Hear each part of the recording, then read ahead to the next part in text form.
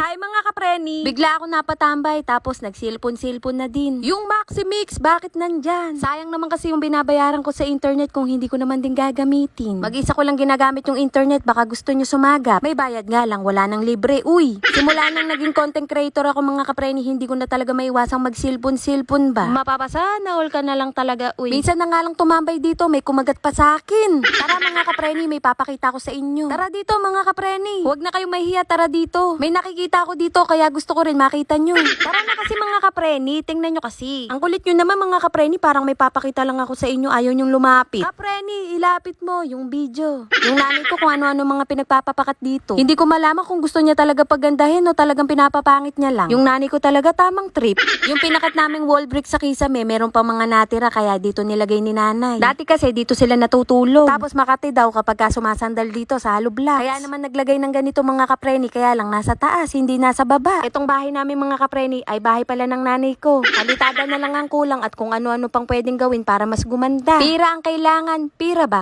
Sana na lang talaga mga kapreni, ganun lang kadali ang pera, no? Pero okay lang mga kapreni, at least may bahay. Tinanggal ko rin naman yung mga nakapakat, aayusin ko na din yung mga karton. Mga karton ng nanay ko. Sabi ng nanay ko, bakit ko daw mga pinagtatatanggal? Nakikita kasi sa video ko kaya tatanggalin ko na, nay. Sasabihin na naman nila, madaming kalat yung bahay natin. Bahay nyo pala, hindi ko bahay. Yung kumukulo ang dugo sa akin, sabi niya, bakit daw nakaasa pa rin ako sa nanay ko, dapat nakabukod na ako. Ako yata ang kumulo ang dugo mga kapreni, kaya binlock ko na nga talaga.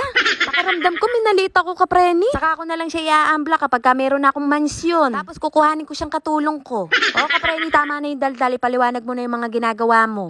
Ang ginawa ko lang mga kapreni, nandyan pa rin yung karton pero binaliktad ko lang para gumanda-ganda sa paningin nyo. Yung antena, pasabit-sabit, pangit tingnan. Ginawan ko ng paraan para hindi siya pangit tingnan. Pero parang walang nagbago. Pabayaan mo na nga, hayaan mo na.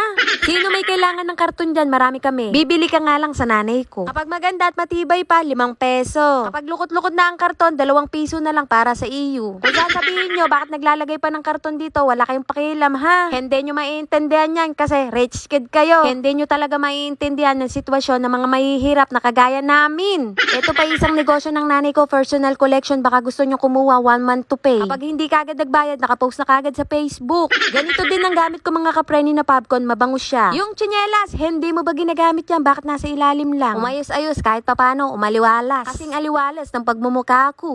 Yung mukha mo mukhang karton. O diba, karton lang ang sakala mga kapreni. Hihiga lang muna ako mga kapreni, pasarap-sarap buhay. Umayos-ayos naman yung mga karton kahit papano, diba? May pinagbago, wag mo sabihing wala. Subukan mong hindi sumang-ayon, tampaling ko ang uso mo. May dumaan na nagtitinda ng baboy dito, bibili ko ng marami para lalo ako ma-high blood. Ina-high blood na, bunga nga ako. Sabi ko, kukuhanin ko na lahat ng tinda niya, ayaw ng tindero. Walang tiwala sa kakayahan ko makabili ng maraming baboy. Joke lang, 5 kilo lang binili ko. Bawal magalit dito, dapat ako lang, sorry na. Maraming salamat sa mga nanood, bye mga kapreni.